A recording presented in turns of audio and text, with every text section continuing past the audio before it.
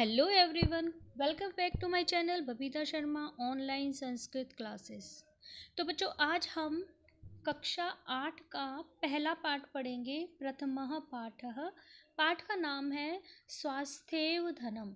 स्वास्थ्य ही धन है। इस पाठ के अंदर विधिलिंग लकारस्य पुनरावृत्ति, विधिलिंग लकार की पुनरावृत्ति दी हुई है कि विधिलिंग लकार किसे कहते हैं। तो देखो, लकार आपके 5 होते हैं। विधिलिंग लकार 5वें नंबर पर आता है चाहिए के अर्थ में, यानी जिस वाक्य के अंदर हमें चाहिए अर्थ आता है वहां पर धातु के साथ हम विधिलिंग लकार का प्रयोग करते हैं। तो देखिए, विधिलिंग लकार किसे कहते हैं। आज्ञार्थक प्रेरणा को विधि कहते हैं। संस्कृत भाषा में प्रार्थना, इच्छा, चाहिए, अनुमति, निमंत्रण एवं अनुरोध के अर्थ में विधिलिंग लकार का प्रयोग होता है।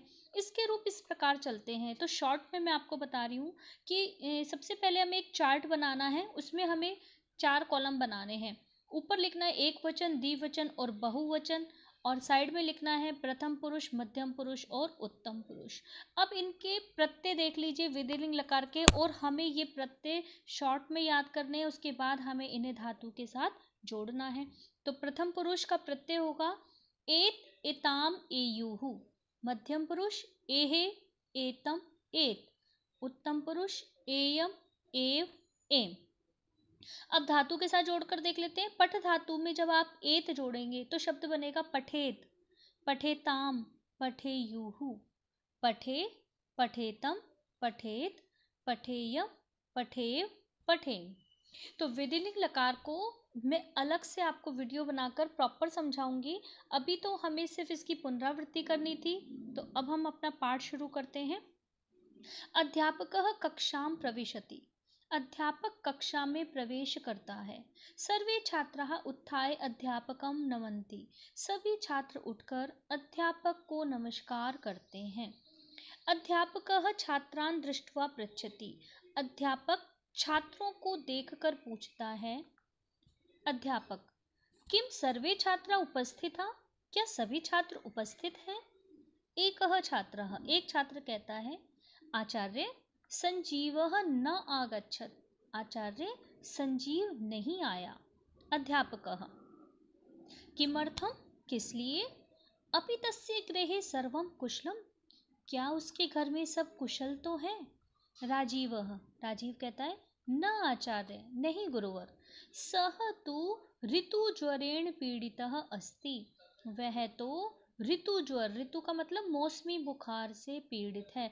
मौसम के अकॉर्डिंग जैसे बारिश हो जाती है तो हमें फीवर हो जाता है, वायरल हो जाता है। तो मौसमी बुखार से पीड़ित है।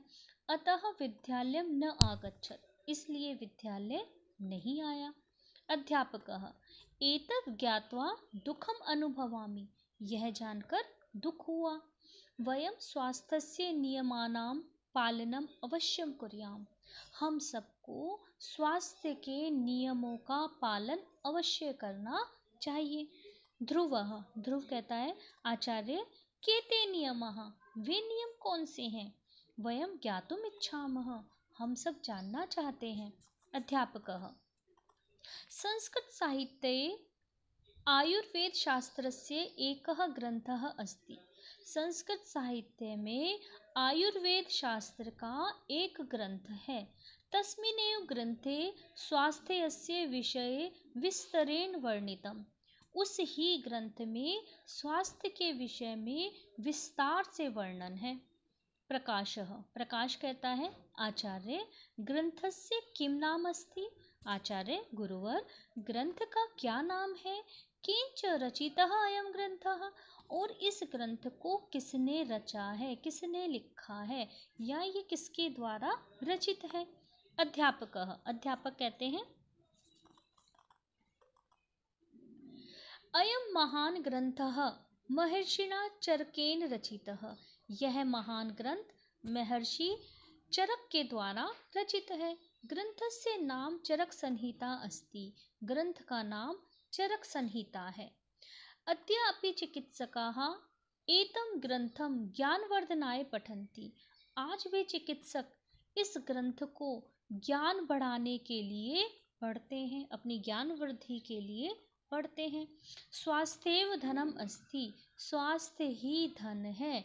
शरीरेण स्वस्थः जना एव सुखम अधिगंतुम पठितुम क्रीडितुम धनम अर्जितुम देशम च उन्नयितुम समर्थः भवन्ति।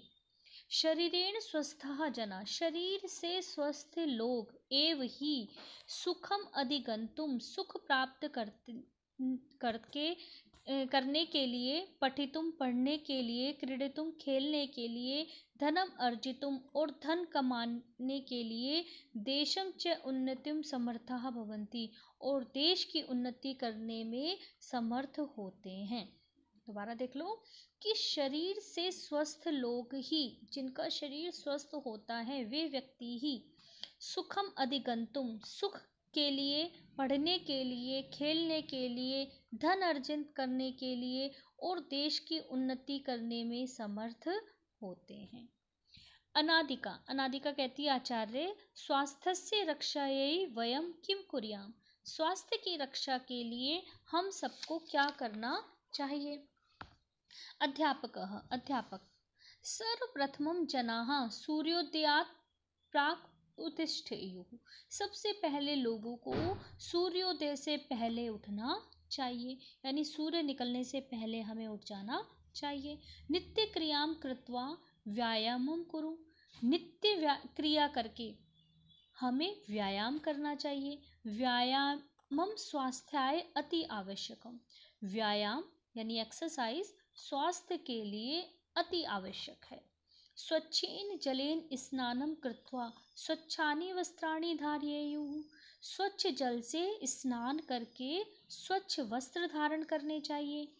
मुहुर्मुहुः असमये अदेशे च भोजनम न कुर्युः, मुहुर्मुहुः मतलब बार बार, बार बार, असमय असमय पर, अदेशे अस्वच्छ स्थान पर भोजन नहीं करना चाहिए। हमें बार बार भोजन नहीं करना चाहिए, बिना समय भोजन नहीं करना चाहिए और अस्वच्छ स्थान पर भोजन नहीं करना चाहिए।